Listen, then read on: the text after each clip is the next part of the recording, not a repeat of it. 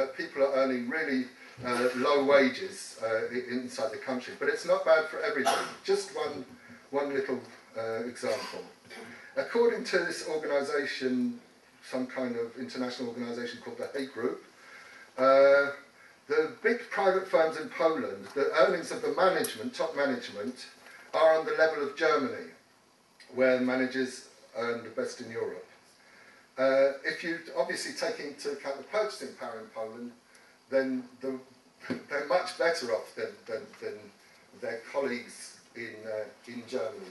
So you have in terms of child poverty, on the one hand, you have Poland at the bottom of the league of the Eastern Europe. In terms of management earnings, they're really doing very well.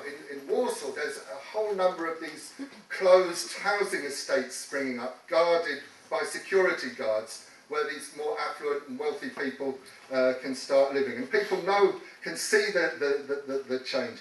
Right, just very quickly, a couple of changes on the left that have been important. I've talked about the strikes, but a couple in terms of politics. There was a union that is called, there is a union that's called August 80. It comes from a split from Solidarity. So it's from that side of politics. And today it's set up a party called the Polish Labour Party. It only got 1% of the vote in presidential elections, and not a very good showing in terms of statistics. But the importance of it is that it comes from the Solidarity side, and it's really openly left-wing. The leader went to the LCR conference of the radical left just a few weeks ago.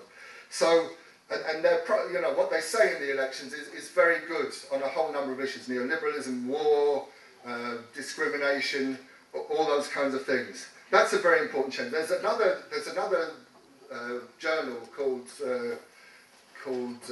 Political Critique, which sounds like, oh, well, another journal, so what? But the people around it are young and dynamic, and they've organised meetings throughout Poland of 100 people, 80 people here, 120 people there, where people see it.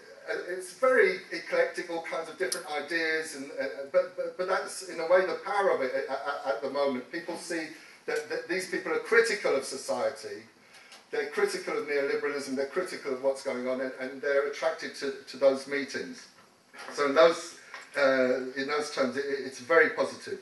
In terms of demonstrations and movements, obviously the best way to build up a new left in Poland and in other countries is mobilising people, mobilisations, protests, being in the movement of resistance, on strike, making sure we attract workers who are on strike, making the movements reach out to the trade unions.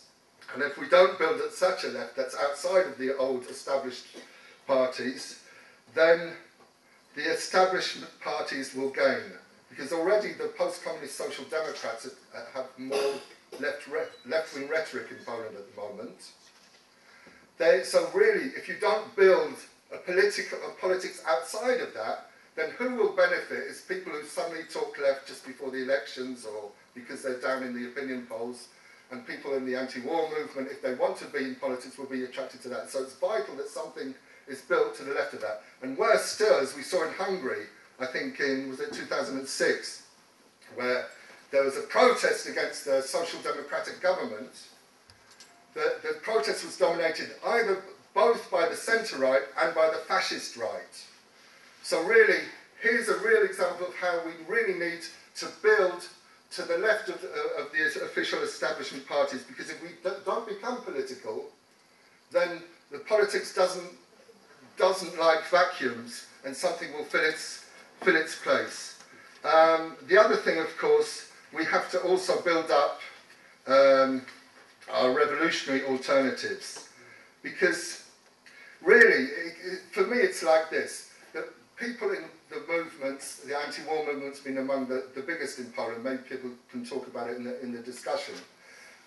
Some people have different attitudes to the previous regime, and that's okay, that's fine. It would be completely crazy to say, like from our political point of view, if you know, but they were bad regimes, you can't support them, get out of the movement. Obviously, everybody, whether they're critical or not, should be in the movement. We're trying to reach whatever opinions. But for the political organisation, for a revolutionary organisation, sorry, not the broad party outside of the Social Democrats, for a revolutionary organisation, we really have to get it clear that those regimes weren't anything to do with socialism, were state capitalist, were nothing to do with what we're fighting for. Why? Because we're trying to present a vision of what a future world can be, and we have to get those things right in our politics, in our theory, in our publications. But that doesn't mean that you block people who differ with you on that in the movement. So really, to sum up for this part of the talk, I think that basically there are huge changes that are going on in people's psychology about war, about neoliberalism, and really we have to try and unite maximally the people on the left who are in organisations or individuals. That's not going to do the trick, some formal unity by itself. The main way we can really build is to build the mobilisations for campaigns. Like recently we managed to have a string of meetings throughout Poland. They weren't big, but they were important because the united activists under the anti-war movement logo for the first time in about 10, I don't know, I can't remember exactly, 10, 11, 9, whatever, towns, and there were demonstrations and small pickets, film showings and things like that afterwards. So that's one thing we can do. We've got the climate change, the United Nations climate change thing in December, which will be in Poznan in Poland, which we think, because Poland is a kind of minor country, it's not Britain and the United States, whatever, that's going to be massive in the media, so that can help us to mobilise. Also the anti-NATO and anti-Afghanistan stuff in Germany and around the European left, we can mobilise for that. That's the way really to build the left in countries like Poland. And the really good thing is that although I said that the left is associated negatively, in actual fact, when you do a meeting like this, you know, if you're in whatever country, to be really honest with you, if you have a good meeting, people can easily be, you know, engaged in dialogue and talk and be convinced about our arguments, as long as we do it in a non-sectarian way, as long as we do it in a way that builds the movement. That's the key thing, and emphasises the need for politics, and also doesn't forget that we need revolutionary politics, because that's the hard core of our intervention. We need to have a view of how to change the whole system, because the tragedy of solidarity, just to sum up, the tragedy of solidarity, it's such a massive movement, and it didn't have the politics to kind of match the massivity, the massiveness of the movement. You had Soviets in solidarity, and yet you didn't have a revolutionary politics that could push solidarity forward.